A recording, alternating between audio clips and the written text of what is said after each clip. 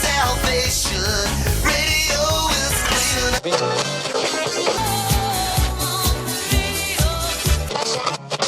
I want to tell you about Texas radio and the Big B. Hi, this is Dick Lyons, KFXM Radio 590, and the greatest experience of my life.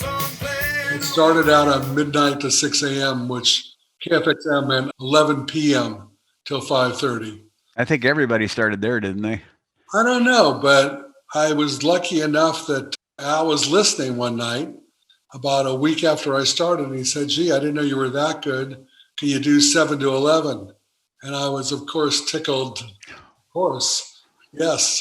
And I got the 7 to 11 shift, which was really a good shift because even though television is a big thing at night and you don't have as many listeners as afternoon drive or during the day, you have a lot of very enthusiastic listeners. And we were in competition with K-Men 129, and they had an English guy, John Ravenscroft. So I was up against him, and we were doing double plays of the Rolling Stones and the Beatles during their newscast. And we did like a news chase. We were listening to them to see when they were going to do the news and trying to do the double plays through their news and move our news. So we were just moving it around. And we were always playing games, competing with K-Men. How did you get started in radio? Everybody has a different story.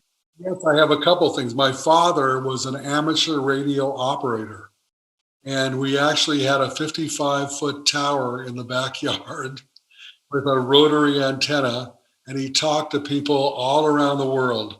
He wanted me to get my license, but I wasn't interested in amateur radio.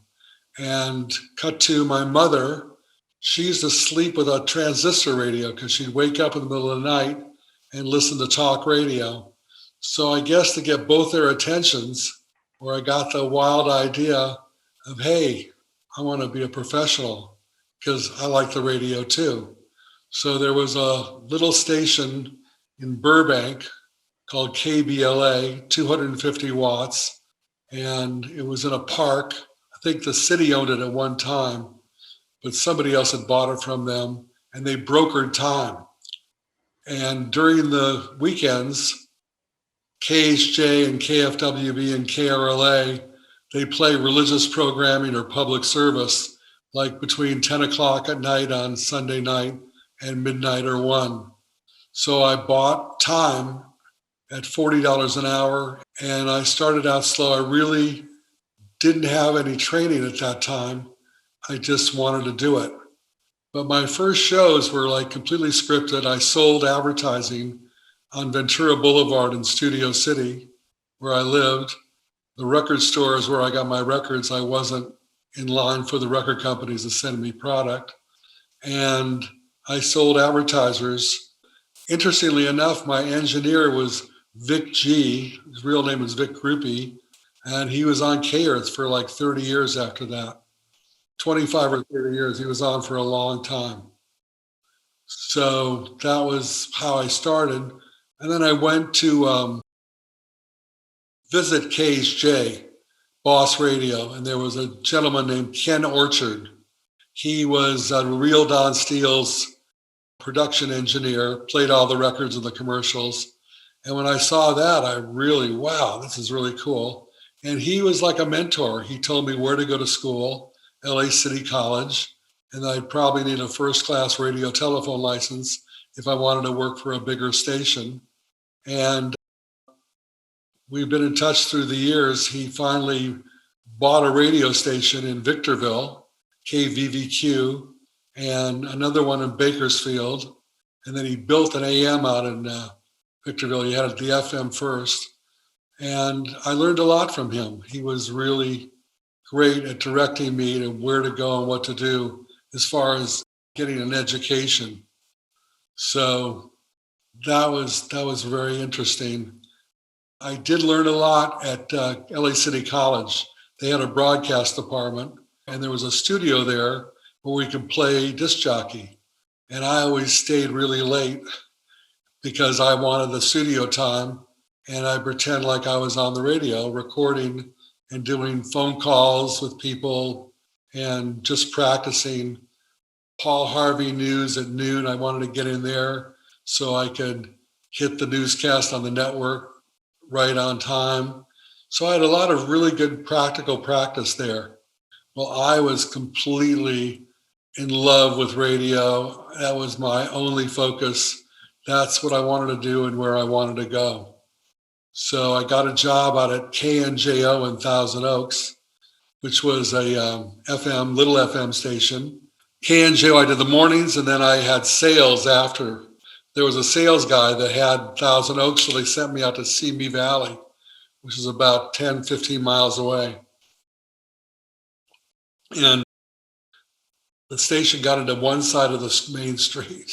So I got kicked out of a lot of places, but I wouldn't go home until I made a sale. So I did fairly well for, college kid right out of school, and met Bill Summers, who was the general manager there. He later took over RKO Broadcasting sales on the West Coast and became the general manager of KLOS.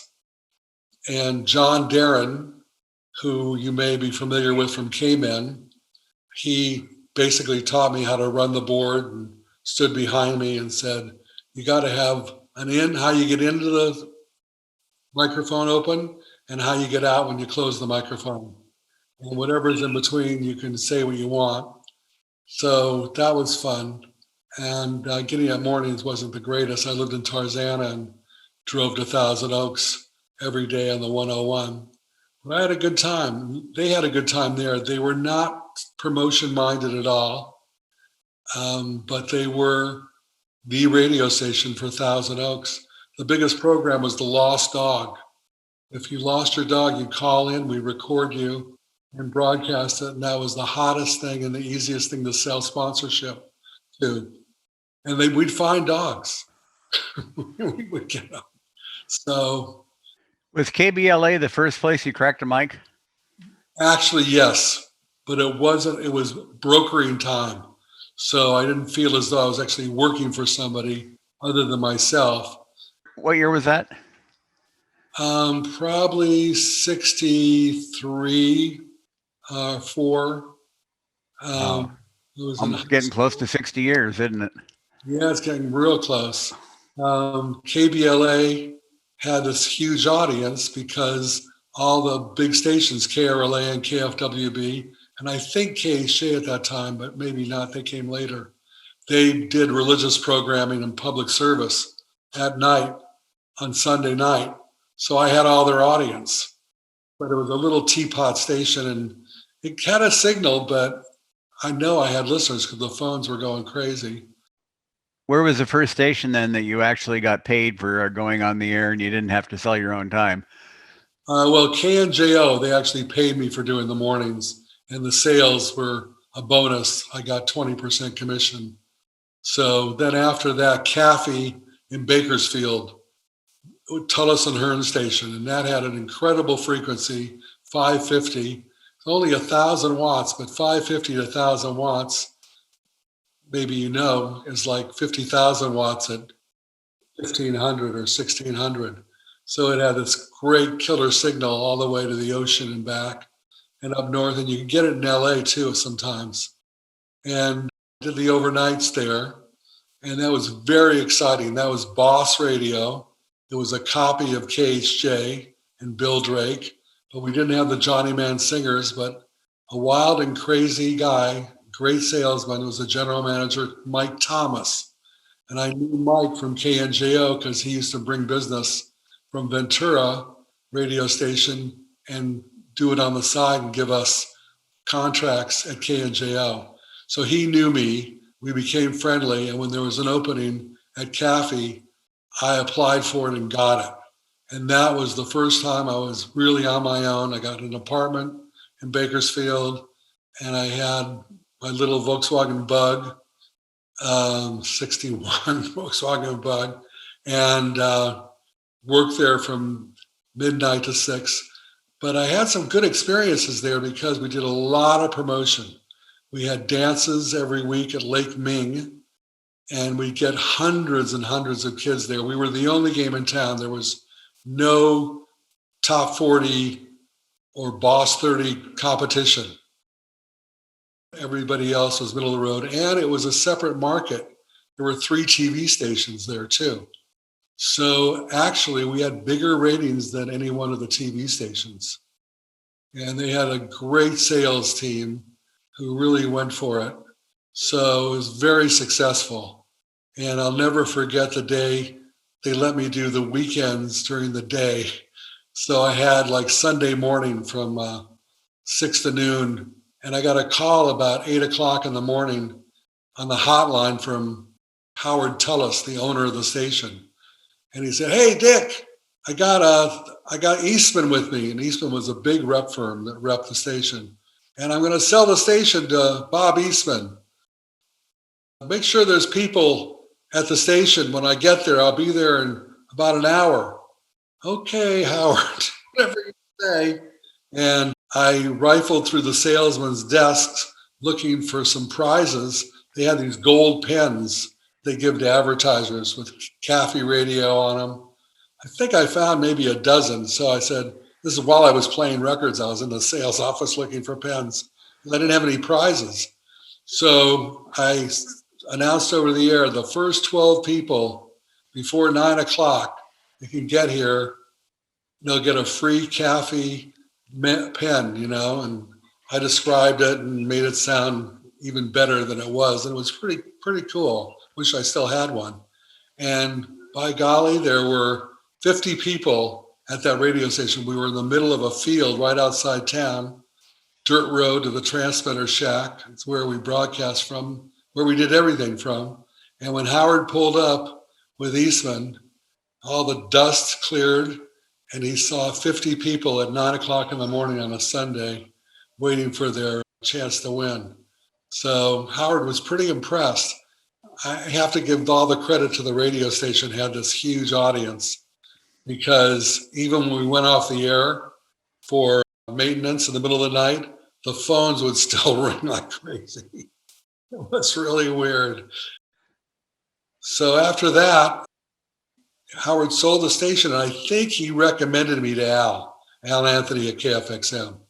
I think that's the way it came down, because I got to audition for midnight to 6 or 11 to 5:30 at KFXM. But Mike Thomas did tremendous promotions.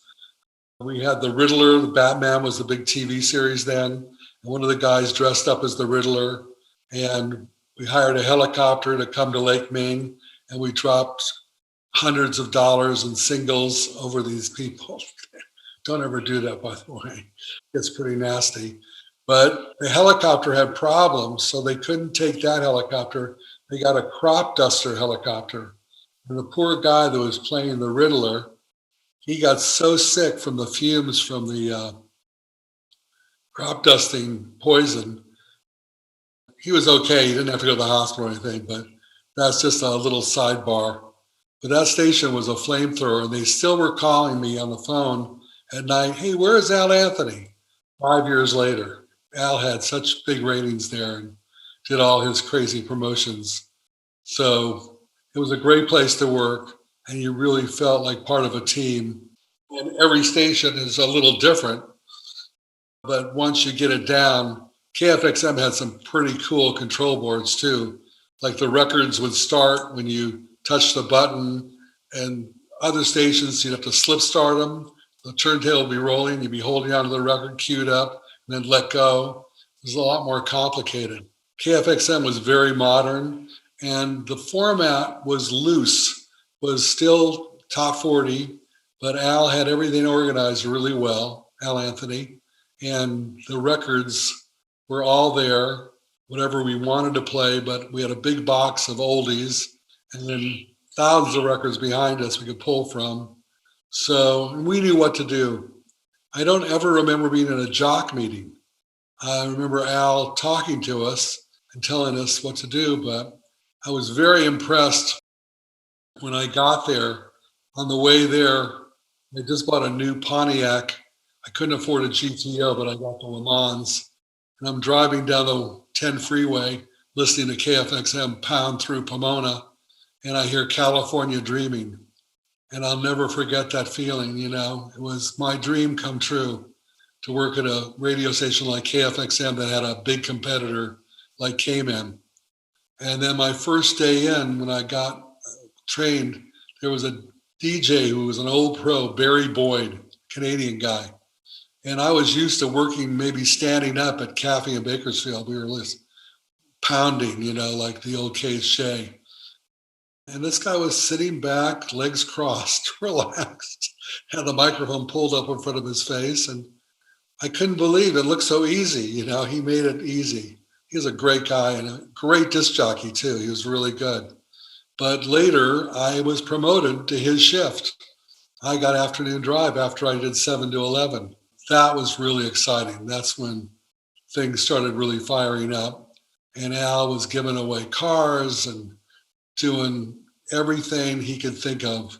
I talked about, I think, trick-or-treating for those who can't on a group show we did. And that was such a huge success. He taught us so much just by doing what he did. It just was a great place to work. It seems that you made a lot of friends that lasted a long time too. A lot of friends. It was like a big fraternity house. I didn't have one enemy, not one problem, nothing. We were all brothers, and we were crazy brothers. Some guys were crazier than others. I probably fell in the middle somewhere. But KFXM was Tiger Radio. And I guess Tiger was a big thing in those times. You got a Tiger in your tank with the gasoline brand. One of the sales guys who was an animal trainer, Al Barnett, who was another wild man, he got a tiger from a zoo in Oregon. I believe it was in Oregon, in Portland, a cub. So one of my first nights on the air, I walk in and the jock says, "Watch out, the tiger's loose." What? And Jocko, which we had a contest to name the tiger later, saw me from the end of a hall and comes running at me. It seemed like 100 miles an hour. Other disc jockey said, "Watch out, he's really strong. He only weighs 50 pounds, but he'll knock you over if he hits you the wrong way." And he hit me pretty hard, but I was ready. So later on, a year later, he weighed 500 pounds. And we were posing for a Christmas picture on the Tiger magazine. And the disc jockeys were all in front and the staff was in back. And Jocko was sort of between my legs. He was between me and another disc jockey. And of course, Al wanted us all to wear suits. And I had just been to the wholesale district in Hollywood or in downtown LA and bought this incredible suit. It was a blue something. It was amazing suit. Cost me a few $100 in those days. It was a lot of money. But the tiger turned around and gave a shoo, and just razor sharp claws. They didn't remove his claws. And it just sliced my suit from my upper thigh all the way down past my knee. Missed the skin by maybe 1/8 of an inch or less. And I later asked the general manager to buy me a new suit. He said, "No, just have it fixed. You can't reweave a suit." How many places did you work at where you had to wear a suit? None. Just that one? I don't remember. The guy got fired that was on 7 to 11, and that's how I got his job, because he wouldn't wear a coat and tie. But to tell you the truth, I don't remember wearing a coat and tie ever there. I don't know what, but I know that Al always dressed up, and he wasn't still on the air when I got there, but he had been doing 9 to noon or something and program director. It was a wild time. We did a lot of interesting things. Then we did a remote.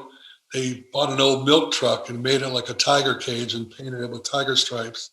And in San Bernardino Riverside Market, there was nothing. There was no local TV station. There was no zoo.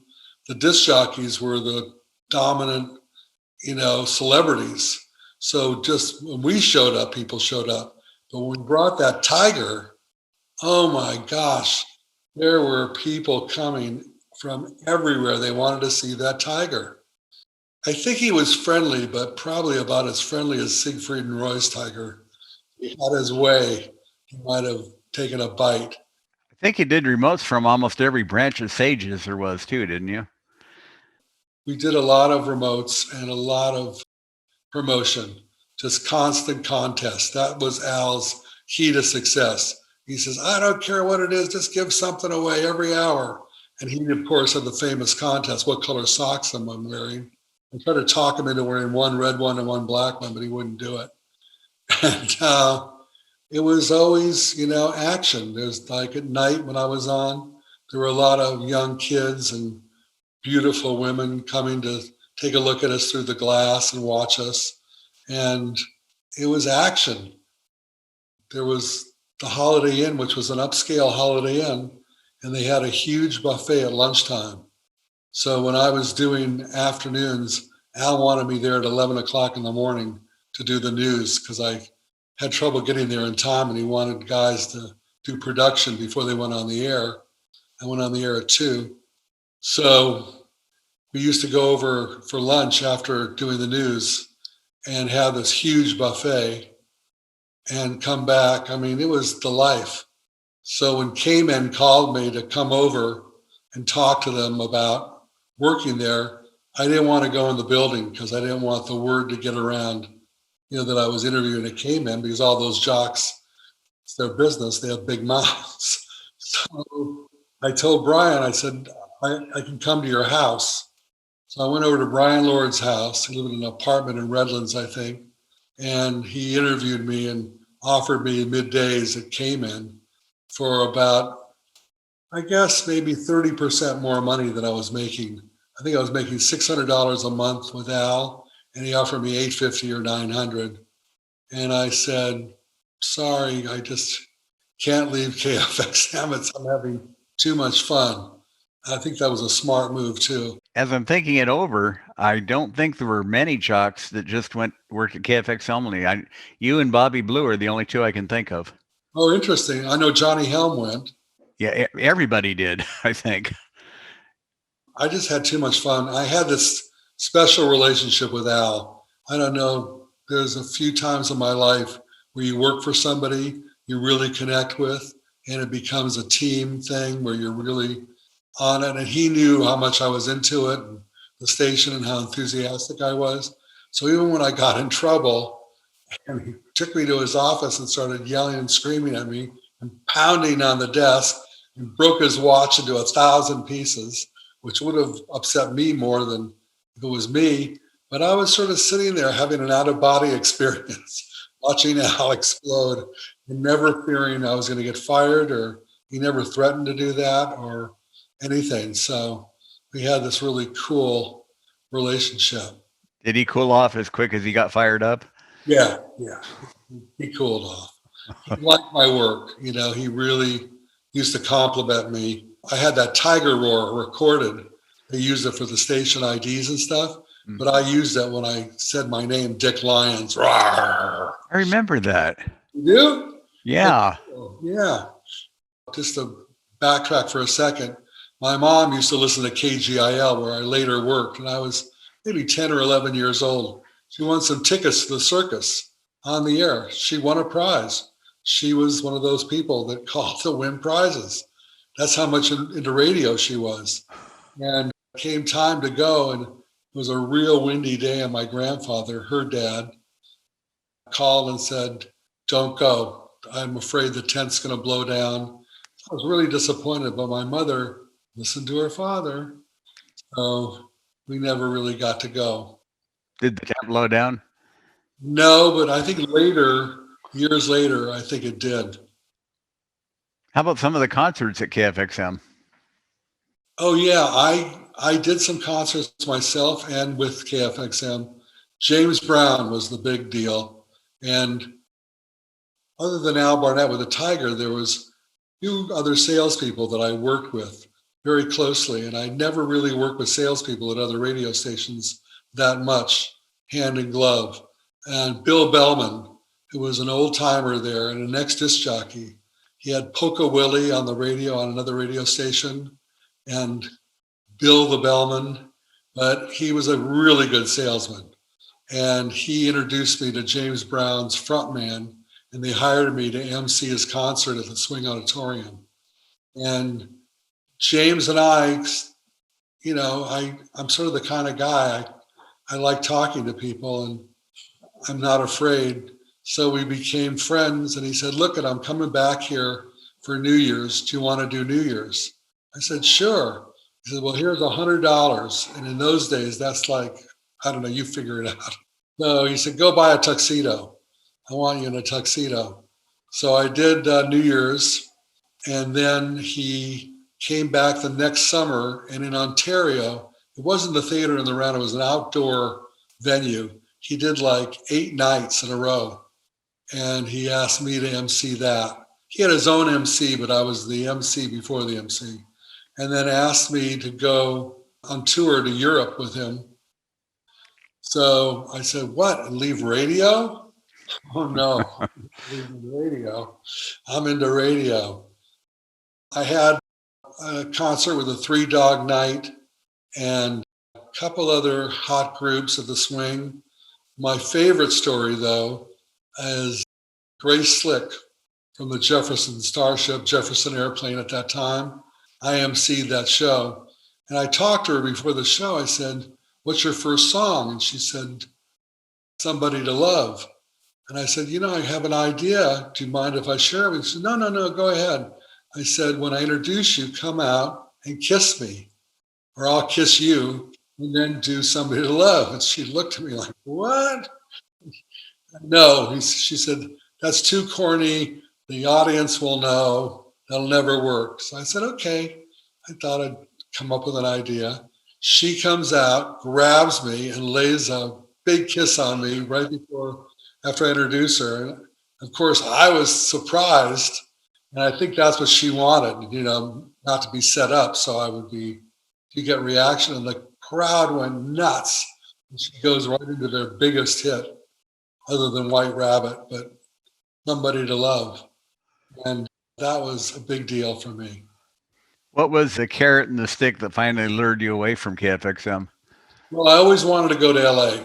I always wanted to work Los Angeles. That was the big market. So I circled LA.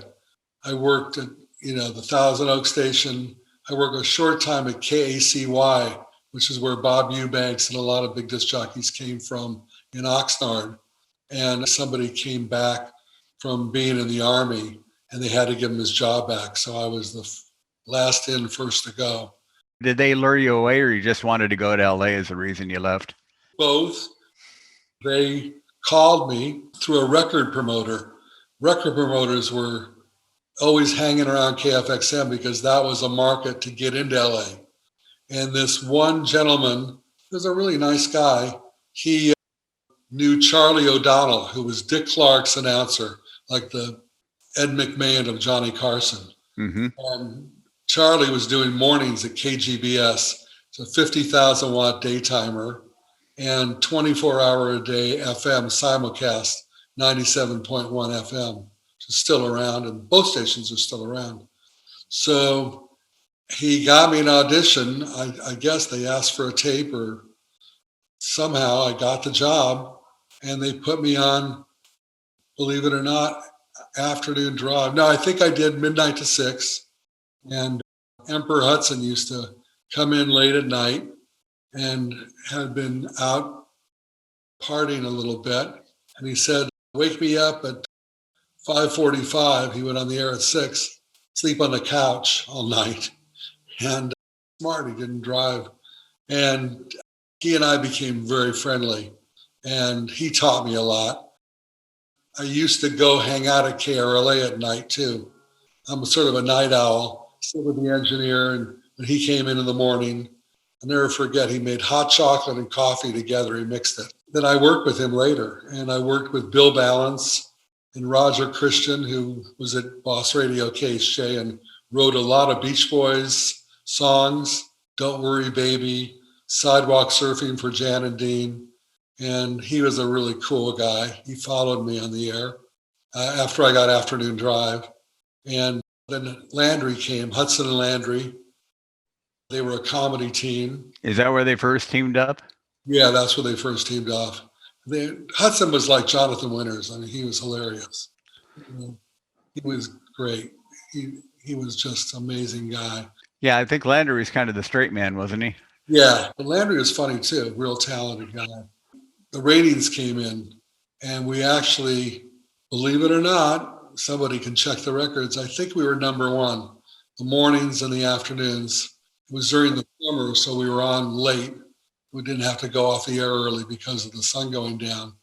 So I went out and bought a fifth of Hagen Pinch and got up early and brought it into Emperor Hudson. And he was doing Saturday mornings. And I gave it to him. Congratulations. Monday, I got called into the general manager's office, Roy Schwartz, who was also a good guy. And I was friendly with him. He said, "Would you give a loaded gun to a baby?" I go, "What are you talking about?" He said, "You gave Emperor Hudson a fifth of bourbon." I go, "Yeah, well, he drank it while he was on the air." And his show slowly went downhill. I couldn't get down there fast enough to pull him off and get somebody to sit in for him. So I got in pretty big trouble for that. A lot of talent at that station too, wasn't there? A lot of talent. I was the young kid. I was 23. I think I was 21 at KFXM and maybe left when I was 22 or 23. I think 22. I was at KFXM for a couple of years. I was 20 at Caffey in Bakersfield. There was just a lot of promotion at KFXM, and it was a hard act to follow because KGBS did a lot of print advertising, and I got my picture in the paper with Bill Balance and the whole gang and all that stuff. But we never really gave away a car or did any really fun, crazy stuff. And that came later because I went to KLOS after I left KGBS. There was a new general manager who came to town, and he wanted his own staff. Put me back midnight to 6, and I didn't like that. So I applied at KLOS. I had a friend that I knew at KNJO, great jock. He was doing 6 to 9 at night on KLOS. He recommended me, and they actually put me on morning drive on KLOS, Rockin' Stereo 95 and a half. And it was stereo. I had 2 microphones, so I'd go back and forth with the microphones when I gave the ID, and had a lot of fun there. They thought I was really good, and the general manager really liked me. And the pay was not super great. It was during the Nixon administration, and they had a price and wage freeze. It was afraid of inflation. I don't know if you remember that. Yeah, whip inflation now, the wind pin. Oh, we do remember. So I worked there for about 6 months, was doing well, and it was a hot station.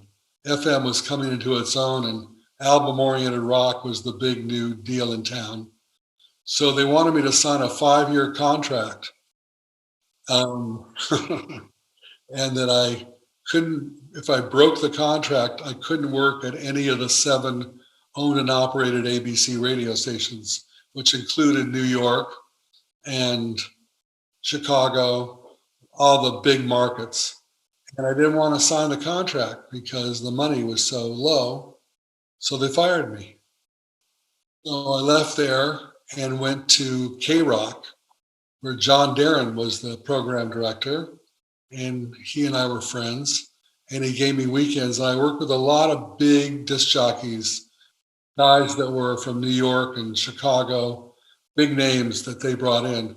The problem was it was an AM, and the signal was up on a mountain in granite, and granite doesn't have any ground signal.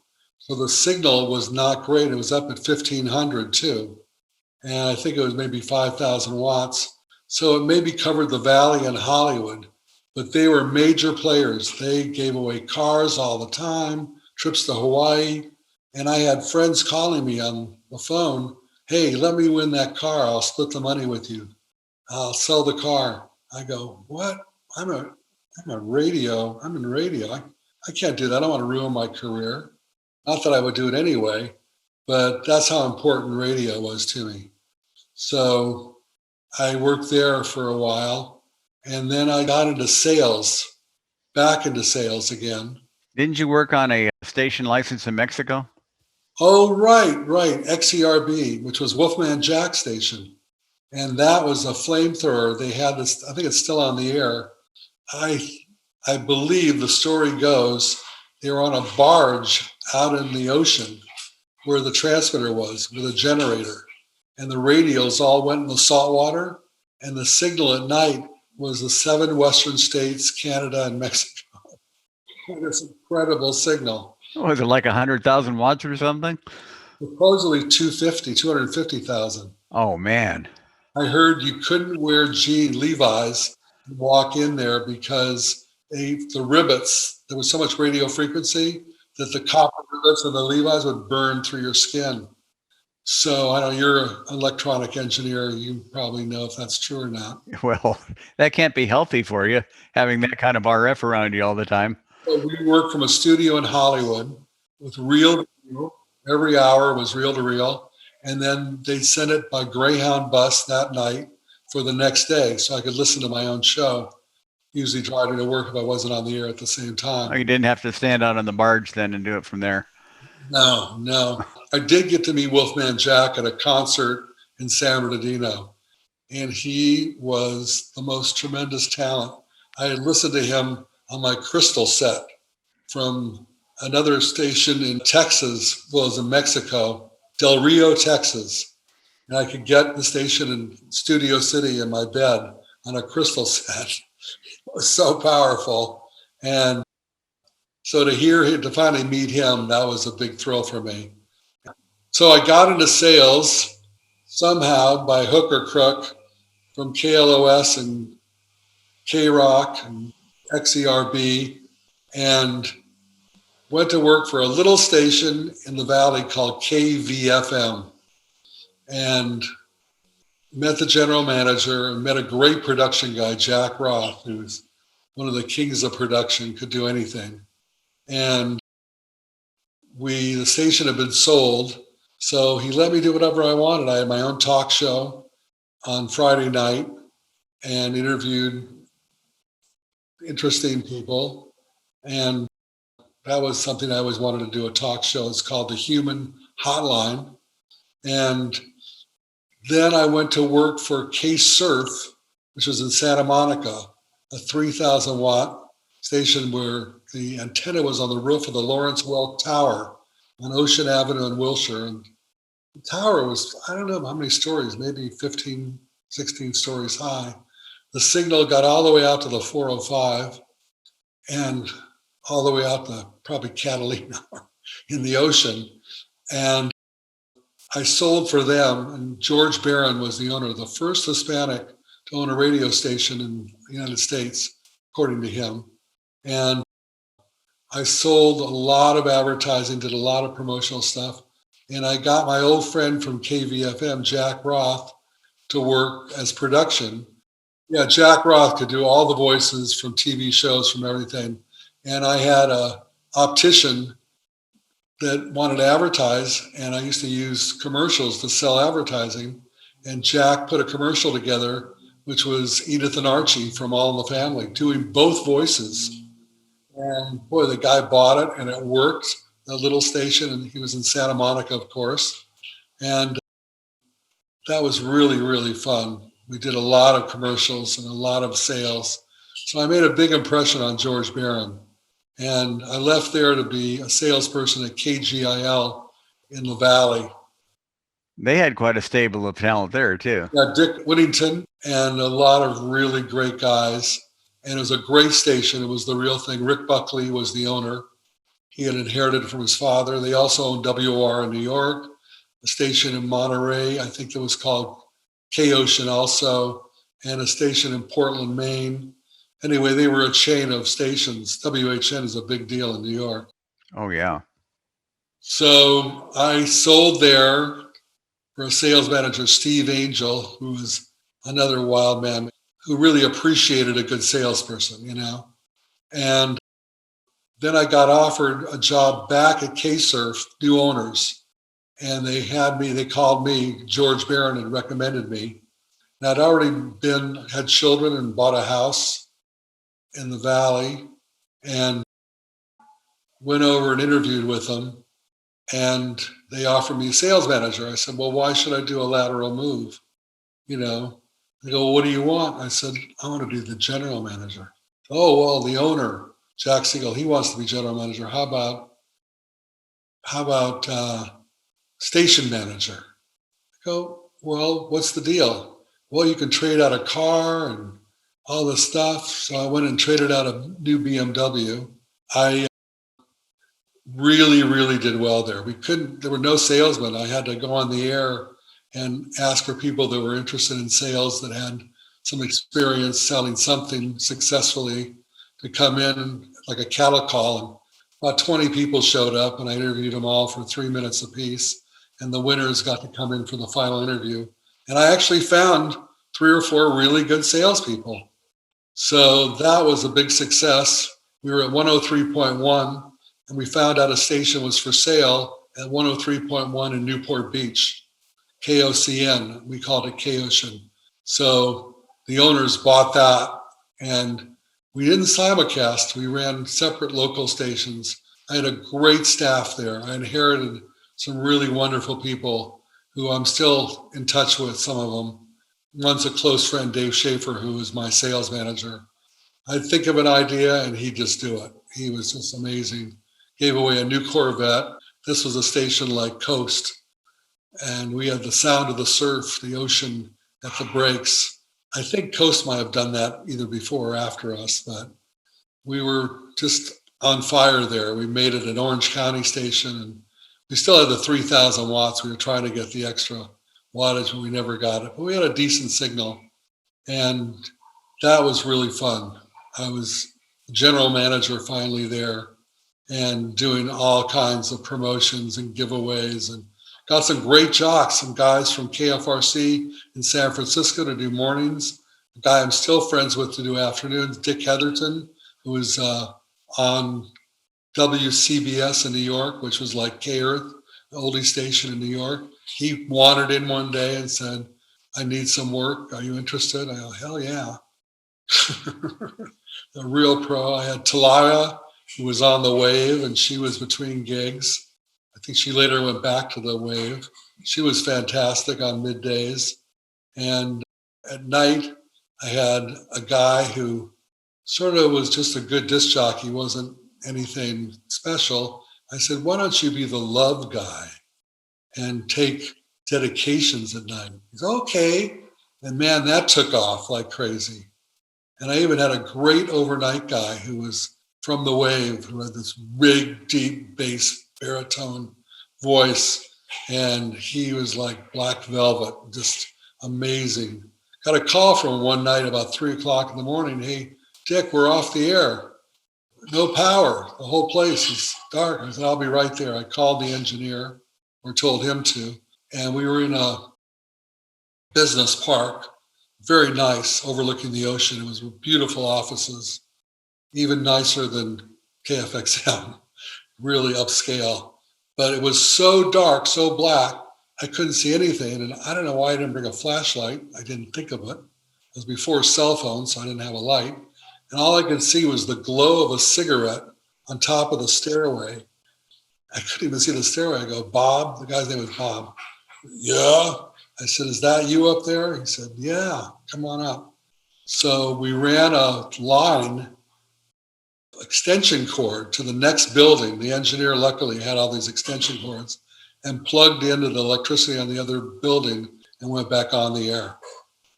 So that was just an extension cord to the transmitter and everything?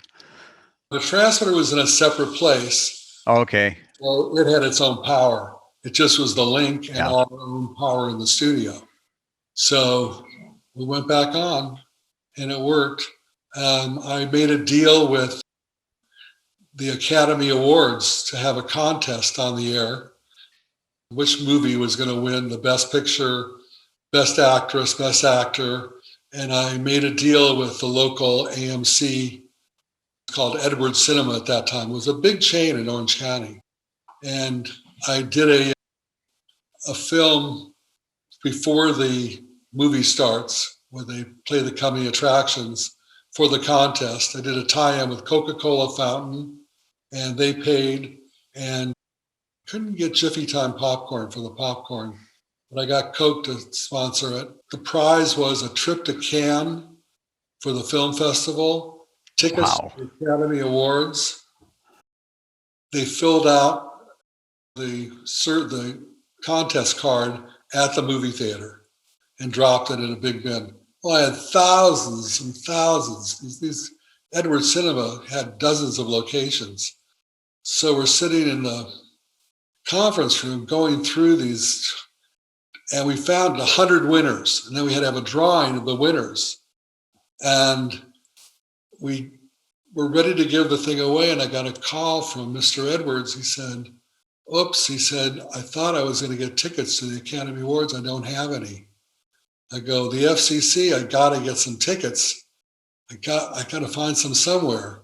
So I called Barry's Tickets in downtown LA, who can get you Lakers tickets, Super Bowl tickets, you name it. You got to pay for it. And it wasn't a trade. And he said, let me try. The guy called me back the next day. He says, I got you 2 tickets and they're in the nosebleeds way up on top and it's going to be $1,000. I said, sold. So I got the tickets to give the guy away. So the trip to Cannes was with American Airlines, and the person that won the trip to Cannes calls me, oh, I want to go see my mother in New York. Could I trade the tickets in? I go, no, you can't. The deal, American Airlines, I can't change the venue. And that happens a lot when you give away trips. People want to go to where they want to go. Yeah. So it was mostly, I guess most of your later career then was management and sales? Yeah, and K-Ocean was a big home run. And they think they bought the station for $3 million. In 3 years, they sold it for $9 million. And wow. I had sweat equity, it's called, which is pretty hard to collect. But I had a friend that was an attorney, super attorney, great guy. And later on, we did a TV show together on Channel 22 in LA, the stock market show. He would sue brokers that would churn accounts. But he got kicked off there. Too many brokers complained. But he sued, and I got my money.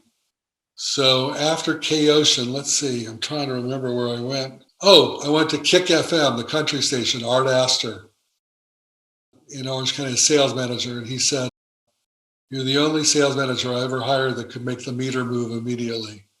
So they had a lot of stuff pending and they just couldn't close. And I was good at going with salespeople and closing deals. So that was fun.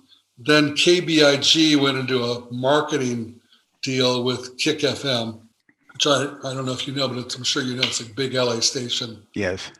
I think it's got the most power. It's Class C, very powerful. And it's owned by the Mormon Church. I used to go to sales meetings there, and we used to sell local ads for them in Orange County. And the sales manager liked me so much, she asked me to come on full-time at KBIG. So as loyal as I was to Art Astor, he was a little bit high maintenance. So there were all kinds of guys in there applying for my job and everything. So I went to KBIG, which was really a drive from Newport Beach where I lived, and worked there for a while. And then KZLA and K-Frog? K-Frog was the big deal, yeah. K-Frog, I worked there for 11 years. And I worked with a guy named John Squires, who is actually a really great mentor who I met in Bakersfield. He did the overnights on the weekends. He did weekends. He later became the general sales manager of K-Earth, where he hired me, and I worked at K-Earth for 3 years. Wow. And, as a salesman, and did very, very well there. One of my clients at K-Earth was a small ad agency that owed us a lot of money. And John, through his wisdom, said, I'm going to give you the account. Just go collect the money, but be the good guy because he'll pay us first. So I was the good guy, go chat with him and make friends with him. And he was a nice guy. So he later paid. I was the first one to get paid. But he also got an offer from a TV station, Channel 18, KSCI, the Science of Creative Intelligence. Science of Creative Intelligence was the parent nonprofit company of the Maharishi Mahesh Yogi. And I went to work there. I got the job. Well, we both went and interviewed for it. He wanted me to come along. He was offered the general sales manager's job, and he wanted me to be the local sales manager. We interviewed there, and a couple hours later, they called me and they said, "We don't want him. We want you." So I said, "Well, let me call him first and make sure it's okay." And he goes, "No, go ahead. Take the job." So I worked there, and that's where I traded out my first BMW. And then later, I traded out the other BMW. That was interesting because I had never really sold television. I did a TV program there. So a lot of commercials for local ad agencies. And I met my ex-wife there. So, and had two kids. And my daughter's 38 and my son's 36. So without the guy from the ad agency that owed us money, if I hadn't been nice to him, I would have never got the job and met my wife and had my kids and a year-old grandson now. Reason for everything in life. Yeah, it was really, really interesting. What's your sales pitch when you go in and try to sell radio time? Well, it's interesting to me. I'm interested in their business, and I want to find out more about how they merchandise their business, use the newspaper, and how it works for them. And in those days, I used to get a lot of people that were real fed up with the LA Times. LA Times was doing $1 billion a year in Los Angeles at that time. And the TV stations and radio stations together, I don't think all the radio stations didn't make that much. But people got a little bit of a rough line from the salespeople, were sort of, fat and happy, and they didn't really care about the clients that much, and the clients were a little love-hate relationship. So anyway, I get them to tell me their stories of how they get people to come in. I'd say, if you live next door to me and I said, "Where should I go to buy a car?" You'd start telling me about, "Oh, I should come to your place to buy a car," and maybe drive by 10 other car dealers before I got there, or a jewelry store, whatever it was. And then I'd say, "God, I wish I had my tape recorder. I could have recorded that. It would have been a great commercial on the radio." And they got it. Somehow the light went on. They could tell their story to 100,000 people on the radio and get people to come in and feel like they knew them. So sometimes I'd have them do the commercial, and I had a great production guy at K-Frog and at K-Surf and a few other stations too, K-Earth, that could get these people in and put these commercials together, even if they were flubbing all over, like you guys are going to do with this, to make it look good and sound good. And I put them on the air, or I do, one of the disc jockeys would do a product endorsement, or do a live spot. And I knew how to schedule the spots, even if they didn't have a huge budget, because the prices were pretty expensive at some of the stations. The bigger stations like K-Frog were $300 and up. So to get enough commercials to make it work, I knew how to schedule them. I knew where the bodies were buried from the Arbitron book on the computer. So I'd make it work for them. So after 10 and a half years, I really built up a big book of business. And you hear from people that you called a year ago, they'd suddenly call you on the phone, "Oh, we're ready. You want to start advertising?" That's funny. Yeah, spec spots were the coin of the realm. If you could come back after interviewing, I felt like I was the guy from the radio station news department interviewing these advertisers. That's how I did it. And they spill their guts, man. They tell me everything. If I went in at a certain time of day, which I knew after they closed, the owner still hangs around, or at some time that was good, and they tell me everything. I go back and have a spot done and bring it back to them. And spec spots, that's the bread and butter of selling radio time. That's where you go ahead and produce a spot and bring it out and show them before, or Yeah, we played it. We had a little tape recorder. We didn't have the wall and sack building reel. And I'd always write 2 or 3 contracts I had in my pocket. A small one that I knew would work, but was enough to make it worth my while. a medium-sized one, and then a really good one. And I'd pull the good one out first. And if they went for that, fine. If they didn't, I'd pull the medium-sized one out. And then, God forbid, the small one, but it worked. As a last resort. Yeah, I gave them choices, They had choices on what to do. And I tied in promotions, too. We had a Rotolo Chevrolet, which had never been on the air, been on cable. They had rejected radio for 20 years. They almost hated radio. And I became, for no extra money, by the way, a sales trainer at K-Frog. Wow. The sales manager said, "You're so good, will you train new salespeople?" So I drive around with them and tell them stories like I'm telling you and train them. And I went by Rotolo Chevrolet in Fontana before they moved to off the 210 freeway. And it was a little Chevrolet dealer. I said, nobody goes in there. I said, go in there, just stop by and say hello. Well, nobody would do it. They were all afraid to go in there. So I figured I might as well do it myself. I walked in. It was one of those magic moments. They had been talking about radio. The daughter had taken over from Mr. Rotolo. Sales manager was in an office talking to him about advertising. I walk in and signed a $250,000 contract. Wow. Papa Long Cassidy, the afternoon guy, doing the commercials in trade for a truck, a really nice one, that he drove for a month, and then we sold it as Hoppy's car. It was all tied in, and did a big birthday party for Mr. Rotolo, and hundreds of people showed up at the dealership. Anyway, I brought the contract in, and the sales manager freaked out. She said, "You're kidding." I said, "No, I'm not. They went for it." And she said, "I can't book this." "No, what do you mean you can't book it? What if they cancel?" I said, "What do you want me to go back and tell them they bought too much and they just can buy 3 months at a time?" She says, "Yeah." I said, "I can't do that. And just forget about the whole contract. We'll just tell them we can't run them."